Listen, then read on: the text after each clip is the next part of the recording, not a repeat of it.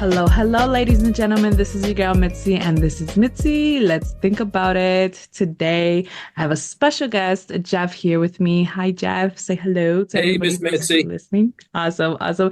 We are going to be thinking about raising resilient kids. And let's be honest, as a parent, that's my goal. I want to raise a resilient children so that when they become an adult, they are a resilient adult.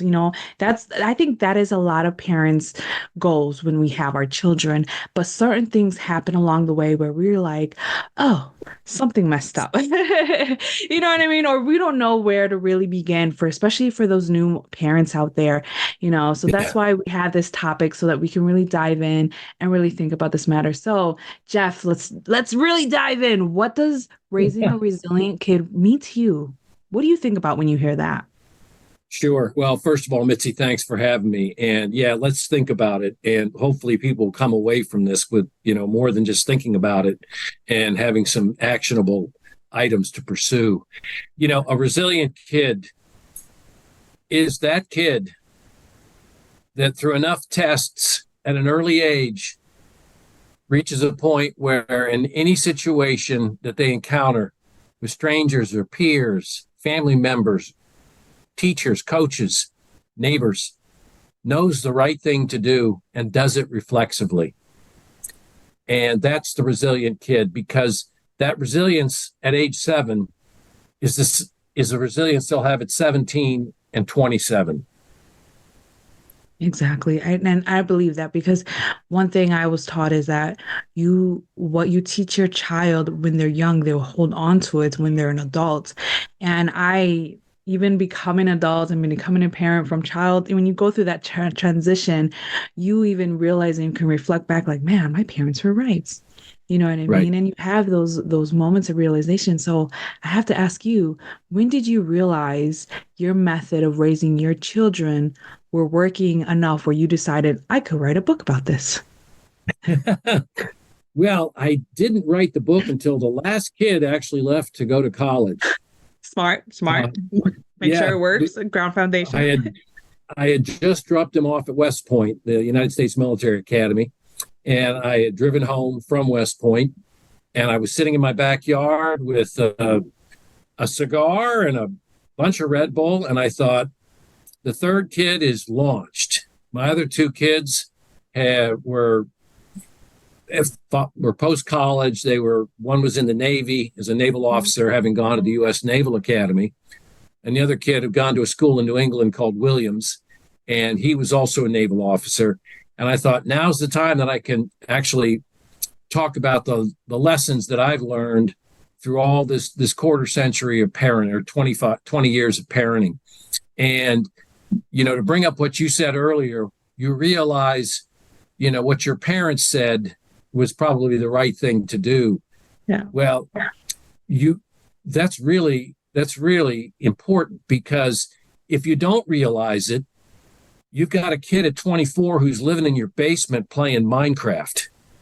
Now that's harsh and that's hard to hear, but guess what? There's plenty of parents who have that happening. Actually, it's about 41% of all the kids between the ages of 18 and 32.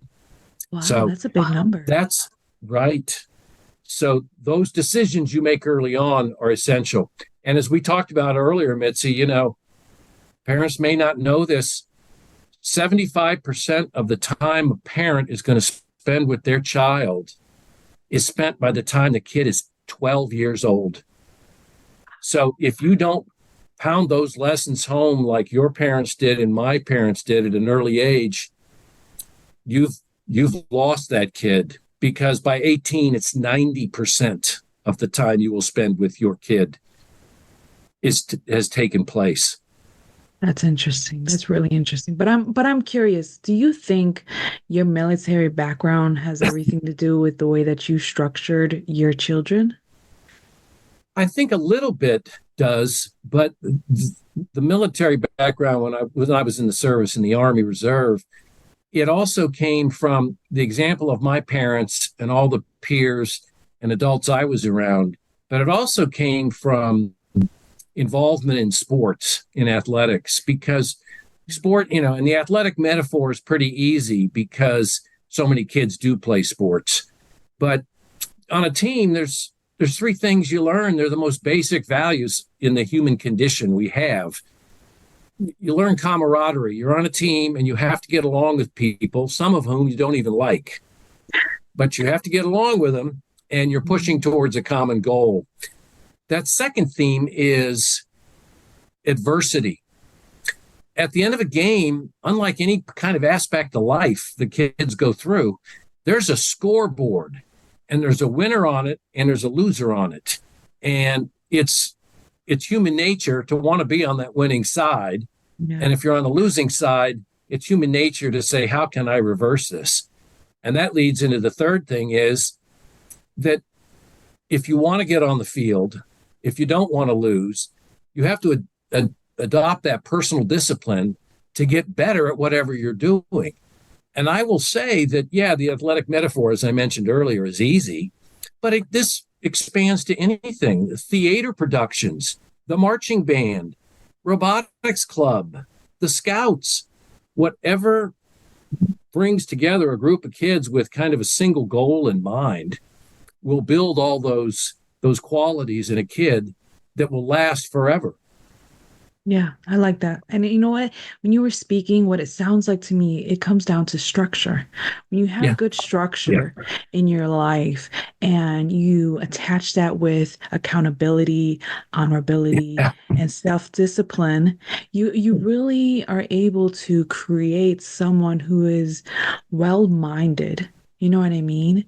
And someone who understands how to make decisions, and that's what we want. We want more people in this world that are well-minded and are well-adjusted to know how to handle their emotions and when to react when the moment needs you to react. And like you said, in sports, that's exactly what you need to do. You need to have that self-discipline. You need to have that instincts. You need to have that observation, to observe, to be silent, and to take into the moment. You know what I mean? Because imagine sports if they did not do that, how chaotic they would be. I'm pretty sure nobody would actually be watching them, or they would be this big of a deal if they didn't work in that type of format. That is truly interesting. I like your idea of structure. That's the perfect word, because structure means routine. And structure also means accountability, because without accountability, there is no structure. It collapses. And if you bring that routine and that structure early on, you're going to get that accountability. And then the more that your kid is trained, boy or girl, in being in that routine and having that accountability, the more solid they are in the long term. And it comes back to another athletic metaphor. It becomes muscle memory to always do the right thing, reflex.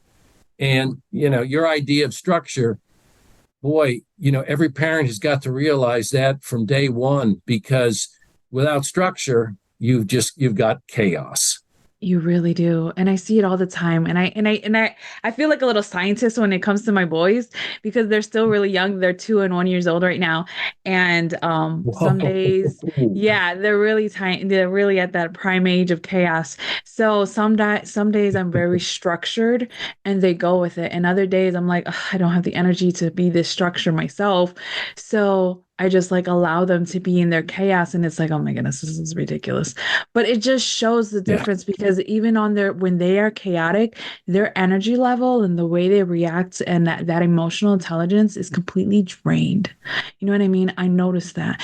And versus when they have that structure, they're able to be, they make conscious decisions. You know what I mean? I'm able to see them actually think at 2 and 1 years old when I have a certain structure, because they expect that routine. You know what I mean? And it's so beautiful, because people don't realize, I don't have a military background. Like you said, you can do this without a military background. And I love how you said that. It was just a percentage of it, but everything else that came to it helped you raise your kids. And I think a lot of parents don't realize that. No, they don't. And I'll tell you one reason this is true, and is actually brought up by one of your podcast guests previous to this, Amir Sheikh, was the absolute total overwhelming presence of social media in our lives and screens. Did you know that kids up to the age of 5 view a tablet or a screen for 90 minutes a day. Now, that's not Nelligan, that's the CDC and the NIH I believe it. with those statistics.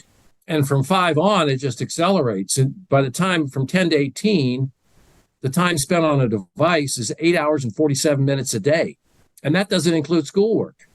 Exactly. And that's more time than a kid sleeps. And of course, it also begs the question, where the hell's the parent? That's interesting. Where is the parent when a kid is staring at a screen for 9 hours a day? My gosh. And your idea of structure is completely lost with the idea of a screen, because a screen is just this passive, infusion of things that require no thought and require no activity, both physical and mental. And so you give a kid a screen and there's no structure at all. It's the Wild West.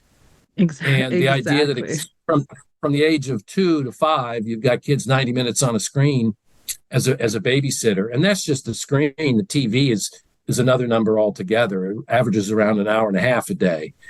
Mm-hmm. That amount of just passive kind of taking in all the vulgarity and weirdness of the internet is something parents really have got to get a hold of. Otherwise, as I said, sounds harsh. 24 in the basement, getting real good at Call of Duty. I know that's so true. But what's interesting is what I realized is that the parents who were able, and let's say, I guess let me rewind to go back.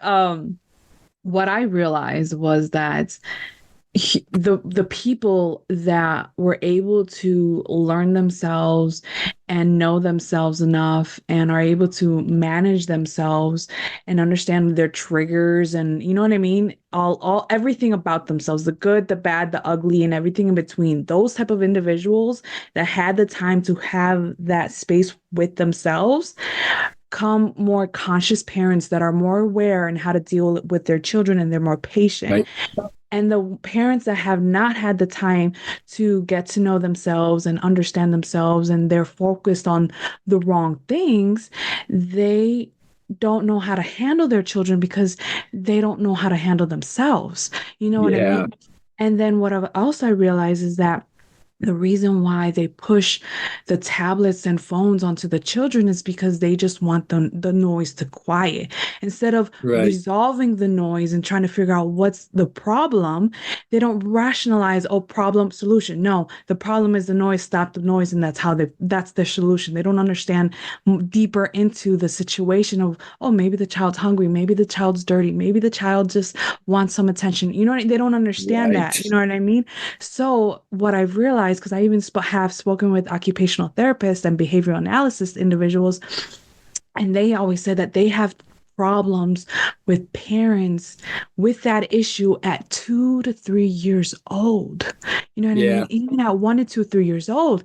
And it's interesting because the main reason for all of their answers is, they cry, so I just give it to them. Okay, but you're not resolving they're not resolving the situation. And I don't think parents do that. You know what I mean? They don't take that time. I feel like parents call in 1 or 2 things. Do they think they're the first parents that ever had a kid cry? I know. Oh my goodness. That's why I go back to the 12, 75% at 12. It's also, in one of your earlier podcasts too with Nadia, the HR guru, she was talking about emotional intelligence. Yeah. Emotional intelligence equals resilience. It's the same kind of thought. The idea that you walk through life and no matter what happens to you, in the words of an old drill sergeant, you assess, you adapt, you advance. And when that is your response to anything that occurs, good or bad or inspirational, you're on solid footing. And when I talk about bringing up kids like this, one of the examples in my book, 4 Lessons from My 3 Sons, is I got them early on in that mode of emotional intelligence / resilience. We were at a big shopping mall indoor, and, pack with people on a Saturday. And I yanked out my wallet and I took out three $5 bills and I handed one to each kid, 7, 6, and 4. And I said, go get the old man change.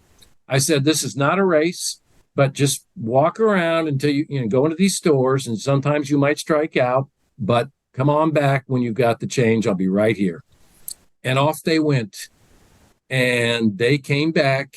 And, one kid had struck out at a store, and then another kid had 20 quarters in his pocket. But they came back. Yeah. And they had completed a task that was completely unknown in a milieu of total strangers and in a strange place. And we did that again and again and again at different venues. And then it accelerated.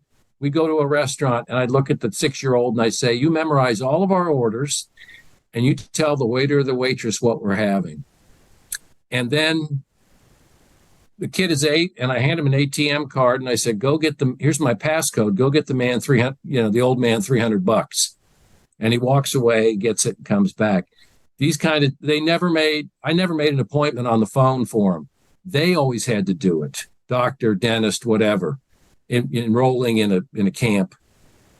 These kind of tests build that resilience. They build that emotional intelligence, and they do it at a very young age so that they become so accustomed to these tests over the years that, when they're 27, when they're 24, and they're in the engine room as the chief engineer of a guided missile destroyer with $500 million worth of engines, they know exactly what to do when things get really, really dicey.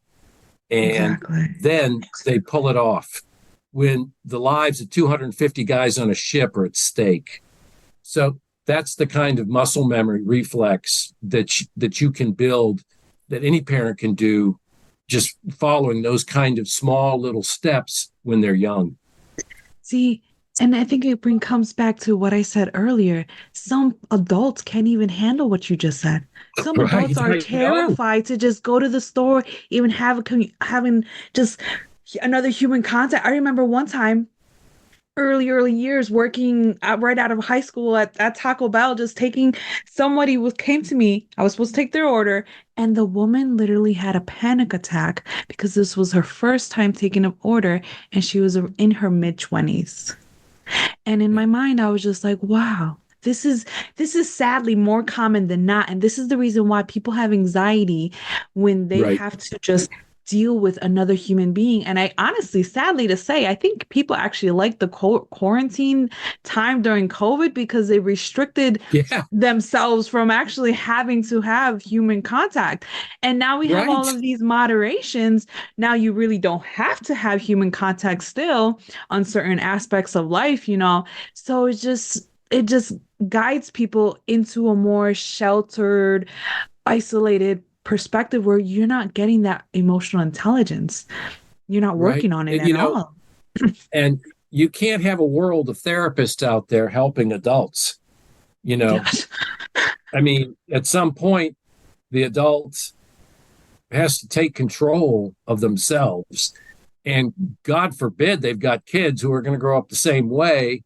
And then you have a whole generation of people that is shying away from human contact, which since the dawn of time is the only way to live. We're not hermits, certainly where we live today in this kind of society. But the point is, if you can teach that kind of behavior, it pays off dividends forever for your kid's life, long after you're gone. Exactly. And I think the sad thing is that people associate emotional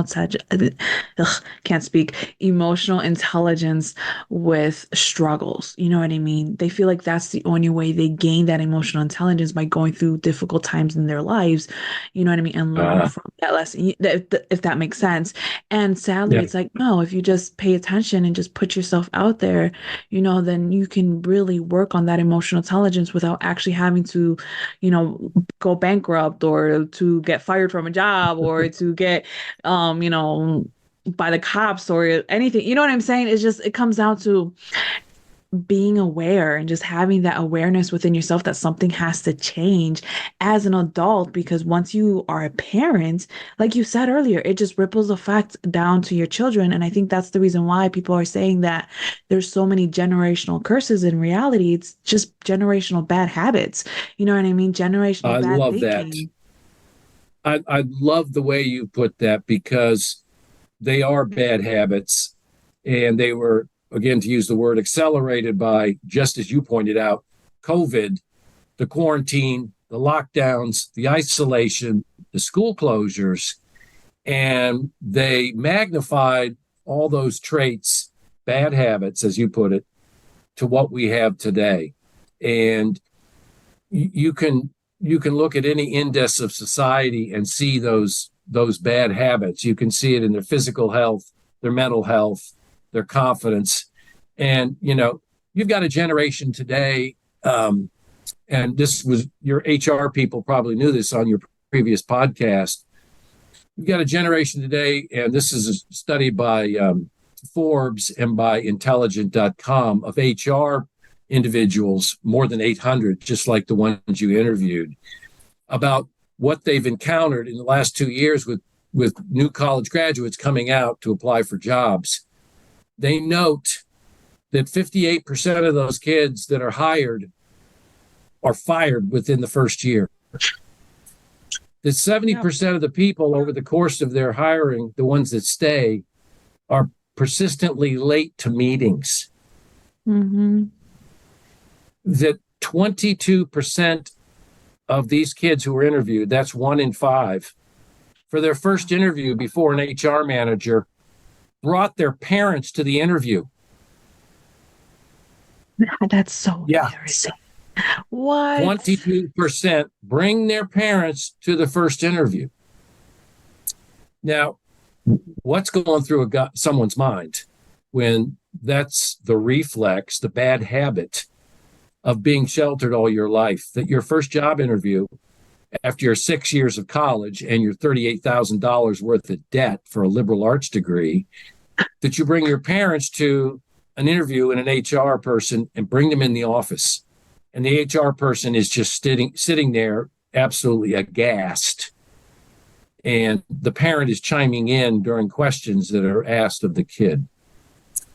So that's we can talk about this, but those are the real world numbers that come out of this kind of this isolation and this shyness, this lack of, let's say, as you note in your term, emotional intelligence. Those are the real world ramifications of all this.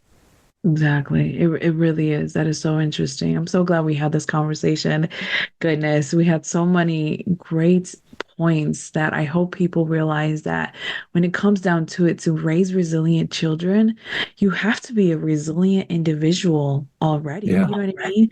It starts with you, and it ripples effects into your children, and then it ripples effects into your community, and it ripples effect into your whole entire environment. And if you want your environment to change, you want your community to change. So what are you really going to do with you? That really makes, people need to think about this. But I'm curious, what would you tell your younger self if you could tell your younger self anything? Out of all the things you could tell your younger self, what could you tell your younger self? To have more humility. Interesting. I think humility, is my definition of humility is power under control. And I wish I had that as a younger person. And I still hope that I have it every day. I think about it constantly. Yeah. And that's something that I really wish I had early on. In terms of being a parent and a dad and a professional in Washington, D.C., I did well enough. And it wasn't a game stopper. But no one is ever, no one gets a free ride in life, and no one is perfect. In the book, I note, there's no such thing as the perfect kid. There's just the good kid. And the good kid's always trying to be better. Well, if you're an adult, you're always got to be trying to be better as well. And so when you ask me that question, that's my kind of first answer and last answer. And it's something I continually work on. I like that. I like humility because I think not a lot of people consider humility, especially in your younger years. You really don't. And that's one thing that I've been working on for years is to staying humble and to reminding myself that I can break just like anybody else can break, and just Oh, yeah. just keeping grounded, not to get a high head of yourself because goodness, people can get into their ego and into their pride and the reality of you can have less or things can be worse is sadly the truth. You know what I mean? And Right. Eh, appreciation and gratitude goes such a long way. It saves There you relationships. go. It saves your future sometimes by just having that gratitude. Mitzi, that's the perfect follow upon to humility is the gratitude for what you have. And my gratitude extent. I've been in 95 countries in this world. I've been in every state. I have been everywhere. Okay, over the course of my political career, and Mhm. I'll tell you, I've come back from some of these countries, and it sticks with me today. I'm grateful to be able to turn on a faucet and have cold water run out of it. I'm grateful for a refrigerator. I'm grateful to walk in a Safeway supermarket and see enough food to feed a third world country for a couple days in one building. And that Oh, building's replicated throughout the zip code. So that gratitude factor, the smallest things, and then of course when you go to the bigger things, health, profession, faith, um, yeah. children growing up. When you say you have a 2 and a 1 year old boy, I can't tell you how jealous I am because I'd love to have that again. Just to see those two young human beings and be able to raise them and shape them into really strong, successful, caring human, men. Oh my gosh, Mhm. it's what talk about a gift. I know Gosh. I'm very grateful and sometimes when I see my hard work pay off and I see Yeah. my the persistence that I choose to dedicate so that my boys can be that resilience and have that resilience and be great men and do great things and have that feeling of that like oh I don't know how to explain it but you know what I mean. Yeah. Like just to know that I can have that for my children is just I can die happy. You know what I mean? I can just And die happy knowing that. I remember my two at 2 and 1, and then the third one coming along. And 2 years ago, at the graduation from West Point of my youngest, my two other sons were there in their uniforms. I had three sons there, pretty successful and strong and confident and alert and rugged. And I remembered when they were 2 and 1. I remembered vividly. So that's the payoff at the end. When you're standing there on a field in upstate New York on the Hudson River, and you're looking at these three guys and you're just going, I remember when you were 4 and 3 and 1. I remember those Mhm. days. And man, think about that path that we've taken for all those years. It's the best feeling in the world. That's the gratitude. Yeah, exactly. And just hearing you say it just makes me just eager and excited for when my Good. boys grow up and I get to have that momentude of those reflections. Goodness, this was such a good conversation, Jeff. We're gonna have to make another excuse to bring you Sure. back on my show. We're gonna have to find Well, another thank you. topic to bring you back on because this has such been a great time. And ladies and gentlemen, if you guys want to know more about Jeff and find his book, please check out his website. I have his lovely photo on my website. Just boop, just click right there, and you have all the access that Jeff has to offer to the world. So always, always, always keep thinking, y'all. Bye.